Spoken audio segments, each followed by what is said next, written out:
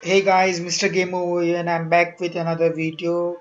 As I mentioned in my last video, I was working on something different. Now that would take quite a while, so I decided to do another game review. So I recently just finished playing The Last of Us Part 1 or the Chapter 1, and I was very much excited to do a review on it because it's one of my favorite games. Although it is a game from many years of the past, but it still is amazing. And so I decided to do a review on it. So without further ado, let's get started. Spoiler alert: if you haven't played this game, then you should not watch this video because there will be a lot of spoilers in this game review. So yeah, if you're planning to play, then play the game first and then come to the review. And for all of you remaining here, let's get started with the video. But before we begin, make sure to hit the like button, subscribe to the channel so that you never miss an update from my channel.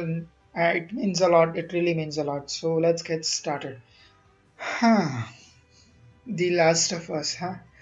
So the game was released in 14th June 2013 and it was originally released for PS3, and then they decided to release a remastered version of the game for PS4. And so I played remastered one edition, so with better graphics, and so I enjoyed it. Now, what is The Last of Us all about? So it begins us with a kid in a house waiting for his father to return so that she could give her a present. And after she gives her a present and goes to sleep, suddenly her uncle decides to call Joel, the main protagonist of the game, and since he doesn't pick up any phone, he calls Joel's daughter and asks her to put father on the line.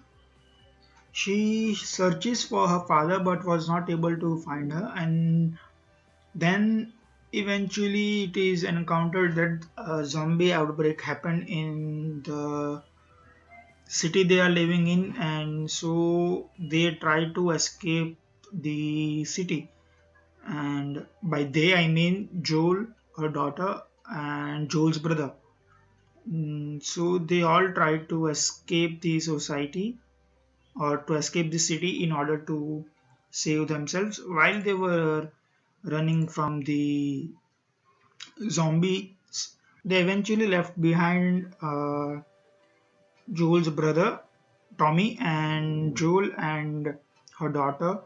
And her daughter is eventually injured and she was unable to move, so Joel carries her on his arm. And while they were running away, they eventually met a soldier who accidentally shoots Joel's daughter. And after that scene, we are fast forwarded to a quarantine center where actually zombie outbreak has happened many years back, and so now there is societies or there are quarantine centers which with military over ruling over it. And so Joel was a supplier, if you can say it, and so he gets a contract to supply a girl to another city, and Joel along with her partner decides to transport the girl because they were offered high level guns. And so while they were transferring the girl, Joel's partner dies and Joel was left alone with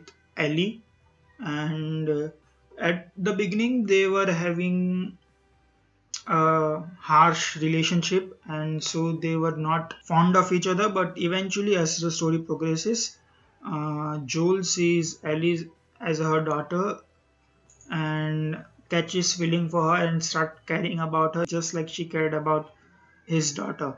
And so yeah, but apart from the great storyline, there is something which The Last of Us was very bad at. It was a combat situation. The game introduced at the very beginning to us that there are few other zombies which cannot see but they have very sharp ears, and which were known to be as clickers and they would kill you in with the snap of time. And so while this was happening, there was something which just does not make sense. Like while fighting them, often our partners used to speak loudly, and which would make no sense because it should have attracted the walkers or the clickers to us, but it doesn't happen like this. And so it makes a game a little bit hypocritical. And also, apart from that, there were many other things which would be stupid to be like Last of Us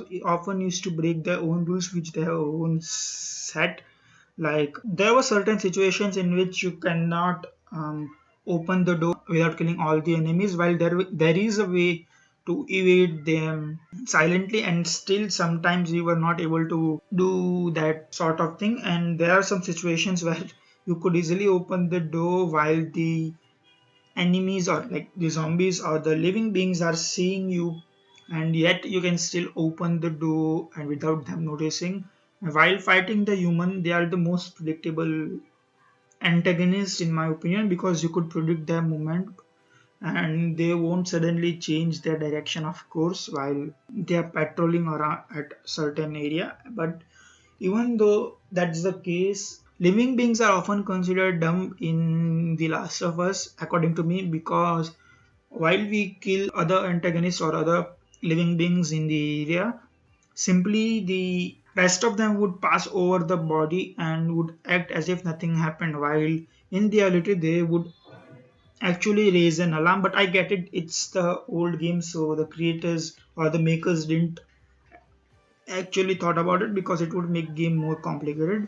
But still, it's something that people would often consider while playing the game.